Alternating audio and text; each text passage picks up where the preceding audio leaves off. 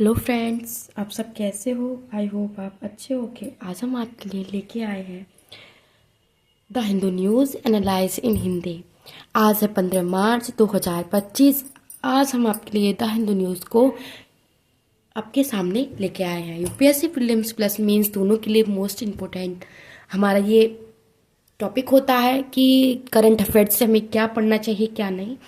अब हम बात करते हैं अपने आर्टिकल पे। फ्रेंड्स, अभी हमारा प्रीलिम्स 2025 का मई में है। आप अपनी तैयारी अच्छे से करें विद पीवाईक्यू एनालाइज अच्छे से, और आप अपनी तैयारी भी अच्छे से कंप्लीट करें। अब हम बात करते हैं, फर्स्ट आर्टिकल है हमारा बलूचिस्तान हमले। जो पाकिस्तान और बलूचिस्तान के बीच हमें देखने को मिलता है। पाकिस्तान में बलूचिस्तान ट्रेन हमले के लिए भारत को जिम्मेदार बताया गया है। मतलब जो हादसा हुआ है उसमें हमें भारत को जिम्मेदार ठहराया गया है। पाकिस्तान के विदेशी मंत्रियों और सेना के प्रवक्ताओं ने भारत और अफगानिस्तान को जिम्मेदारी ठहराया। मतलब जो पाकिस्तान है उन्होंने विदेशी मंत्रियों जो पाकिस्तान में जो रहते हैं उन्होंने भारत और अफगानिस्तान को गलत ठहराया है। अब बोलचाल आतंकी भारत और अफगानिस्तान के हथियार प्रयोग कर रहे थे। लगातार अफगानिस्तानों में अपने हैंडलैंड्स के साथ संपर्क थे। मतलब उन्होंने संपर्क साथ में रखे थे, और उन्होंने कुछ डाटा भी बताया, डाटा नहीं बताया कि उन्होंने छुपाने की कोशिश की है। पाकिस्तान की सरकार हमले में मारे जाने वाले मांगों की संस्था को भी छुपाने का प्रयास कर रही है। मतलब वहाँ पे जो लोग मरे हैं उनका जो बायोडाटा है वो भी छुपा रही है और ना हमें बताने का प्रयास कर रही है। और बलूचिस्तान लिबरेशन आर्मी को 2019 में अमेरिका द्वारा आतंकी संगठन घोषित किया गया था। मतलब जो पाकिस्तान में जो रह रही जो आर्मी है उसको एक आतंकवादी घोषित कर दिया गया था। पाकिस्तान हमेशा से भारत का बलूचिस्तान के आतंकियों को समर्थन देने का आरोप लगाता है। मतलब जो अमेरिका है वो हमेशा से आरोप लगाती आई है कि ये आतंकियों के समर्थन में आरोप लगाते हैं। अब हम बात करते हैं नेक्स्ट आर्टिकल है हमारा हमास इजराइल एवं समझौते। मतलब इन दोनों के बीच जो समझौते हुए हैं हम उनके बारे में आपसे बात करेंगे। हमास ने अमेरिका और इजराइल की दोहरी नागरिकता रखने वाले 5 लोगों को छोड़ने की बात की। मतलब वहाँ पे भी उनकी नागरिकता और भारत की भी नागरिकता को दोनों की नागरिकता थी। उन्होंने दोहरी नागरिकता वाले जो लोग थे उनको छोड़ने की बात कही है। युद्ध विराम के पहले चरण के समाप्त होने के बाद अभी अगले चरण पर सहमति नहीं बनी है। मतलब आगे का चरण कौन सा होगा अभी उस पर कोई सहमति नहीं जताई है। पहले चरण में हमास ने 33 कैदी छोड़े थे जो समझौते से अलग अलग पांच थाई लोग को भी छोड़ दिया। मतलब जो थाईलैंड के लोग थे उनको भी पांच लोगों को छोड़ दिया गया था।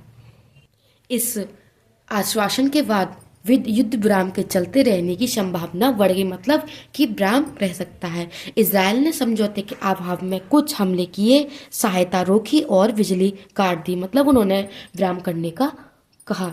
अब हम बात करते हैं अपने थर्ड आर्टिकल पे, यूएसएआईडी और भारत। मतलब यूएसएआईडी भारत क्या पॉइंट है फ्रेंड्स, मैंने इसमें मोस्ट इम्पोर्टेंट पॉइंट ही नोट डाउन किए जो मुझे ज़्यादा नहीं मेरा टाइम वेस्ट हो और मैं इम्पोर्टेंट आर्टिकल जैसे कि अपने प्रीलिम्स मेंस के पेपर में अपने आंसर में अपने अच्छे से कर सकूं। वो बात करते हैं अपने पहले आर्टिकल फर्स्ट पॉइंट पे।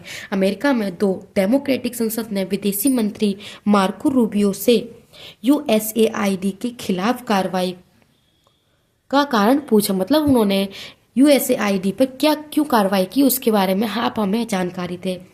डीओजी डॉक्स इसके जो मुख्य अध्यक्ष हैं वो है एलोन मस्क। इनके द्वारा सभी कार्य किए जाते हैं। अमेरिका सरकार ने दक्षता विभाग ने यूएसएआईडी द्वारा भारत में चुनाव में मतदान बढ़ाने के लिए दिए गए $21 मिलियन का उदाहरण दिया गया था। मतलब अमेरिका ने $21 मिलियन का क्यों उदाहरण दिया, मतलब वो हमारे मतदान के बीच क्यों आ रहे हैं उसके मामले में हम बात कर रहे हैं। डेमोक्रेटिक संसद का कहना है कि इस भुगतान की कोई साक्ष्य नहीं होनी चाहिए, मतलब वो हमारे बीच क्यों आए, हमें कोई साक्ष्य इसका नहीं है। अमेरिका में डेमोक्रेटिक सदस्य ने विदेशी मंत्री मार्को रूबियो से यूएसएआईडी के खिलाफ कार्रवाई के कारण पूछा था कि वो क्यों, किस वजह से वो कार्रवाई कर रहे हैं। यूएसएआईडी ने भारत में बहुत अच्छे काम किए हैं, आईआईटी कानपुर की स्थापना में सहयोग किया है। ऐसे आरोप से भारत अमेरिका संबंध प्रभावित होता है। इसके साक्ष्य से भारत में भी चल रहे विवादों को सहमति मिल सकेगी। अब हम बात करते हैं अपने फोर्थ आर्टिकल पर, नरेगा की मजदूरी। मतलब हमारे भारत में नरेगा की जो मजदूरी होती है वो हर जिले में अलग अलग तय की जाती है, जो हम बात करते हैं। ग्रामीण विकास की संसदीय स्थायी समिति ने नरेगा की मजदूरी को मंजूरी को मुद्रास्फीति के अनुसार बढ़ाने को कहा है। मतलब उन्होंने जो उनकी मजदूरी होती है उसके अनुसार उन्हें रुपए बढ़ाने को कहा है। वर्तमान में कृषि मजदूरी के उपभोक्ता मूल्य संसूचक के आधार पर तय किए होते हैं। मतलब जो उनके सूचक होते हैं उन पर तय करेंगे कि हमें कितना उन्हें देना चाहिए, उनकी क्या क्या दशा है, उन्हें देखकर काम एवं पेमेंट करना चाहिए। और अलग अलग राज्यों में ये सूचकांक मुद्रास्फीति को पूर्णतः परिलक्षित करने में असफल है। अलग अलग राज्यों में अलग अलग मजदूरी होती है और उनके हिसाब से भी उनकी मजदूरी के रुपए दिए जाते हैं। नागालैंड में 234 रुपये से है और हरियाणा में 374 रुपये मजदूरी दी जाती है, जो भारत में इससे कहीं अधिक है। 400 साढ़े 400 से मजदूरी हमारे भारत में यूपी में दी जाती है। क्योंकि मैं यहाँ से बिलोंग करती हूँ तो मैं इसका बायोडेटा बताती हूँ। समिति के अनुशासन सरकार पूरे देश में एक रूपता लाई है, चूंकि केंद्र द्वारा वित्त पोषित है। मतलब सरकार अनुशासन समिति कह रही है कि सरकार पूरे देश में एक जैसी जो राशियां है वो एक जैसी देने का प्रयत्न करे, मतलब सभी में बराबरी का भाग हो। भुगतान में भारी देरी से इस वर्ष के आवंटन की 1/4 पिछले साल के लंबित भुगतान में हो जाएगी। मतलब जो 1/4 है वो पिछले सालों के भुगतान में जोड़ दिया जाएगा। अब हम बात करते हैं तमिलनाडु और रुपए। तमिलनाडु ने एक नई मुद्रा रुपयों पे एक वो जारी किया है, जो हम जैसे कि हमारे भारत में ऐसे करके हम ऐसे रुपए से हम शो करते हैं रुपए को, उसी हिसाब से यूरोप अमेरिका में डॉलर से शो करते हैं। उसी हिसाब से तमिलनाडु ने अपना रुपए बनाया है।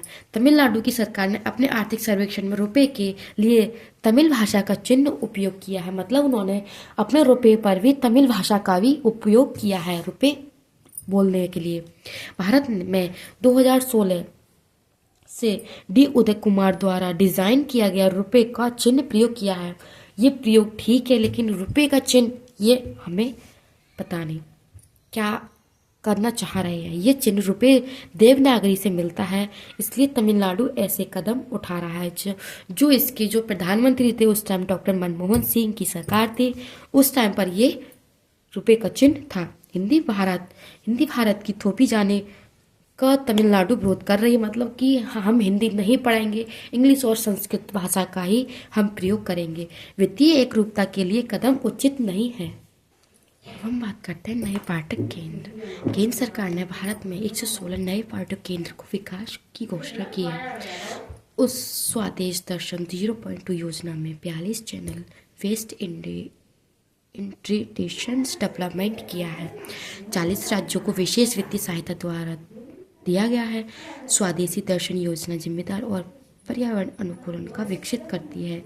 चैनल वैंड्स योजना में क्षेत्रों का विकास कर उनकी विशेषता मार्केटिंग का सहयोग दिया जाता है। सरकार जनजातीय क्षेत्र में होम स्टे भी विकसित करने की योजना बना रही है। गौंडी माध्यम का स्कूल, ये एक महाराष्ट्र का स्कूल है जिसमें बंद करने के बारे में बात की है। महाराष्ट्र सरकार ने गढ़चिरोली जिले में स्थित देश के एकमात्र गाड़ी माध्यम के स्कूलों को बंद करने का आदेश दिया है। संविधान का आर्टिकल 29 और 350A ऐसे संस्था का समर्थन करती है कि प्रशासन का तर्क ये स्कूल शिक्षा के आधार के अंतर्गत नहीं आती है, इसलिए मानकों की जांच नहीं हो सकती। इसके विद्यार्थियों को दूसरे स्कूल में मिला लिया जाएगा। जनजातीय संस्कृति को आधुनिकता मानने का परंपरा बनाई गई है, उसकी मुख्य धारा से अलग माना जाता है। और गोंडी के 29 लाख वक्ता लेकिन 8वीं अनुसूची में नहीं है। संस्कृत 25,000 भाषा बोलते हैं लेकिन शामिल भी नहीं की गई है। फ्रेंड्स, आप सभी को नोट्स कैसे लगे कमेंट सेक्शन में बताना, एंड वीडियो को ज़्यादा से ज़्यादा लाइक करना, शेयर करना एंड सब्सक्राइब करना ना भूलें। Thank you.